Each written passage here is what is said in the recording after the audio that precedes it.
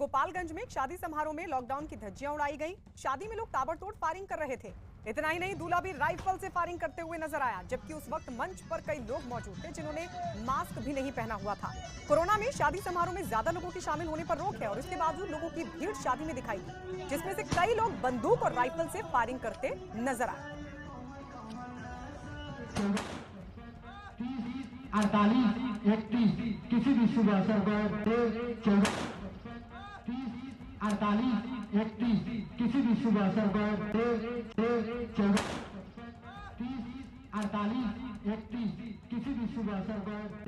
तो ये तस्वीर हम आपको दिखा रहे हैं किस तरीके से फायरिंग की गई। न सिर्फ कानून का मजाक उड़ाया गया, कानून का उल्लंघन हुआ, बल्कि भीड़ आप देख सकते हैं, कोरोना प्रोटोकॉल का पालन नहीं किया गया। आपको बता दें कि भले ही अब अनलॉक की प्रक्रिया शुरू हो रही है, लेकिन इस सब के बावजूद बिहार में भी नियम अभी यही है कि आपको कोरोना प्रोटोकॉल का पालन करना ही होगा। ये तस्वीरें हम आपको दिखा रहे हैं, शादी में किस तरीके से फायरिंग हुई। बिहार के गोपालगंज की तस्वीरें, लॉकडाउन की धज्जियां उड़ाई गई, शादी में लोग ताबड़तोड़ फायरिंग करते नजर आए, राइफल से फायरिंग करते दूल्हा दिखाई दिया। कई लोग मंच पर मौजूद थे, कोई सोशल डिस्टेंसिंग नहीं थी।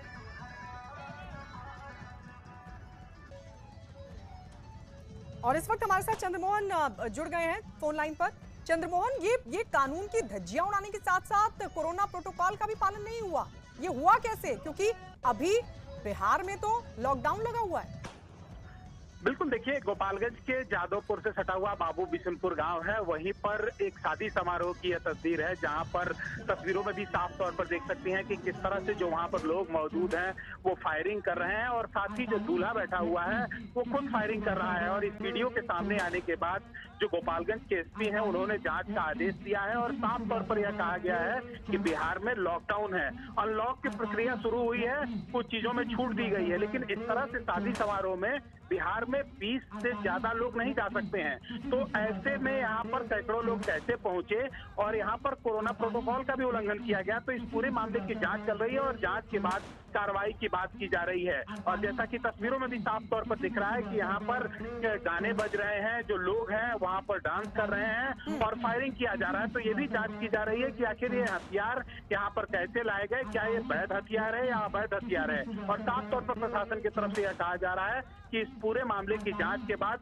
कार्रवाई होगी, क्योंकि बिहार में लॉकडाउन है और अभी पूरी तरह से अनलॉक नहीं हुआ है। ऐसे में यहाँ पर लोग कैसे पहुंचे और किस तरह से इनको इजाजत मिली थी, या फिर इन्होंने अपने मन से यहाँ पर सैकड़ों लोगों को बुला लिया था और उसके बाद शादी समारोह का आयोजन हुआ। तो इस पूरे मामले की जांच चल रही है और जांच के बाद कार्रवाई की बात की जा रही है।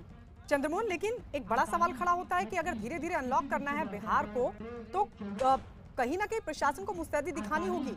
अब बिहार में कुछ छूट तो शुरू हुई है, लेकिन ऐसे भी लोगों की कमी नहीं है जो न सिर्फ कानून का मजाक उड़ा रहे हैं बल्कि कोरोना प्रोटोकॉल का भी पालन नहीं कर रहे हैं।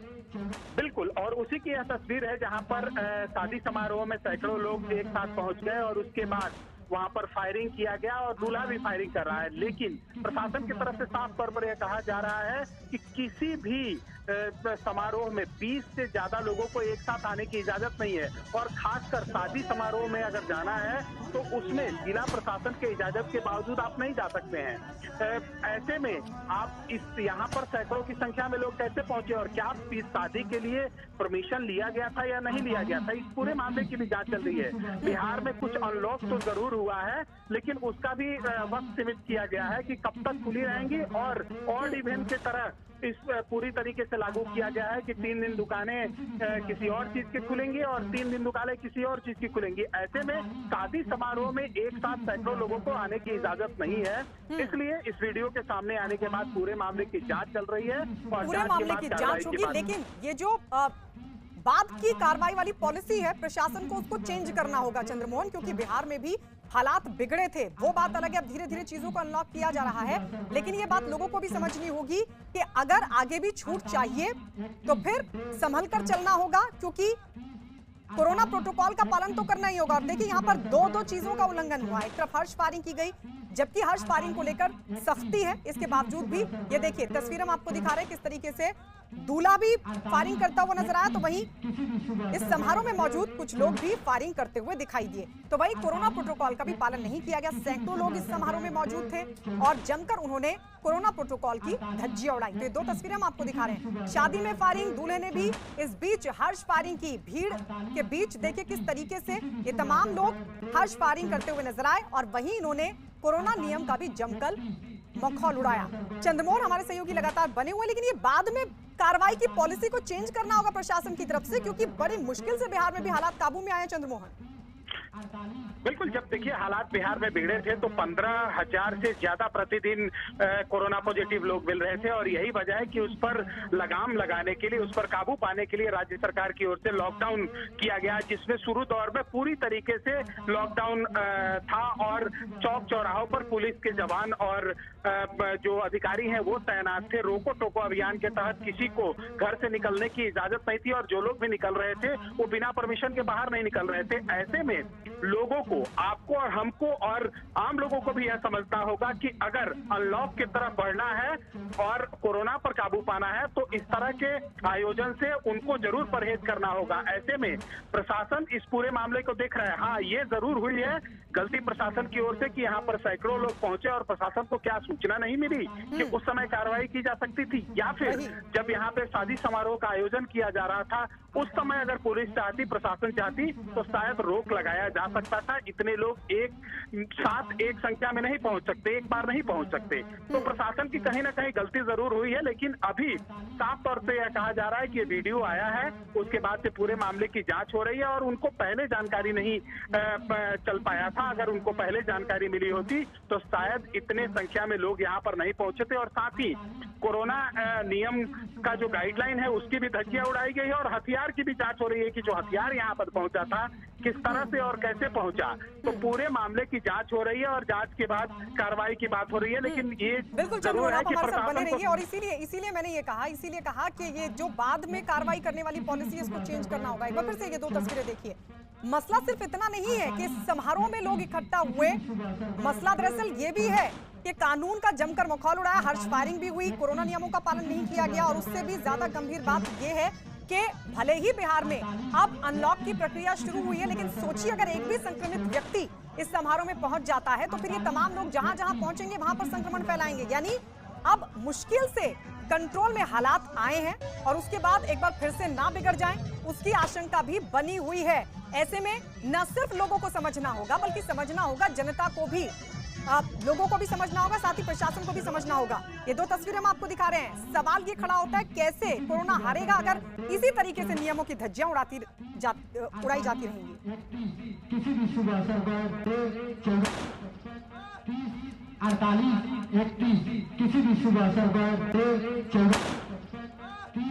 48 31 चंद्रमोहन, क्योंकि इसलिए मैंने कहा कि पॉलिसी को चेंज करना होगा। बाद में तो कार्रवाई हो जाती है, लेकिन सोचिए अगर एक भी संक्रमित व्यक्ति इस बीच दिखाई देता है, पाया जाता है, वो कहां तक संक्रमण फैलाएगा। बड़ी मुश्किल से जो हालात काबू में आए हैं एक बार फिर से वही हालात बनेंगे। ऐसे में प्रशासन की मुस्तैदी बहुत जरूरी है और जरूरी है कि किसी एक शख्स की जिम्मेदारी तय हो प्रशासन में कि अगर इस तरह का मामला सामने आता है, ढिलाई बढ़ती जाती है तो उसके खिलाफ भी कार्रवाई हो।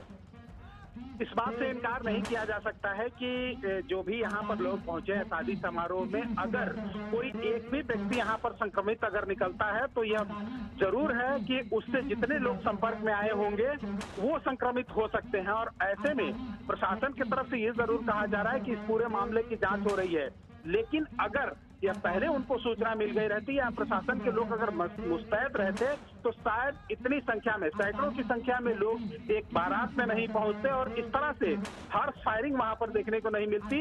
जो प्रोटोकॉल बिहार सरकार की तरफ से जारी किया गया है जिसमें साफ तौर पर यह कहा गया है कि 20 से ज्यादा लोग एक शादी के आयोजन में नहीं जा सकते हैं और उसके लिए जब तक जिला प्रशासन की ओर से आदेश नहीं मिलता है, जब तक इनके तरफ से उस शादी समारोह की इजाजत नहीं मिलती है, तब तक लोग नहीं जा सकते, शादी नहीं हो सकती है। ऐसे में सैकड़ों की संख्या में लोग यहाँ पर कैसे पहुंचे और फिर किस तरह से यहाँ पर हर्ष फायरिंग की गई है, इस पूरे मामले की जांच हो रही है। लेकिन हाँ, ये जरूर है कि प्रशासन की तरफ से चूक हुई है। अगर यह पहले जानकारी इनके पास पहुंच गई रहती तो शायद यह नौबत नहीं आती। क्योंकि जिनको नियमों की धज्जियां उड़ानी है वो उड़ाएंगे, लेकिन ये जिम्मेदारी फिर प्रशासन की बनती है कि ऐसे नियमों की धज्जियां ना उड़ाई जाए और ऐसे लोगों पर सख्ती हो।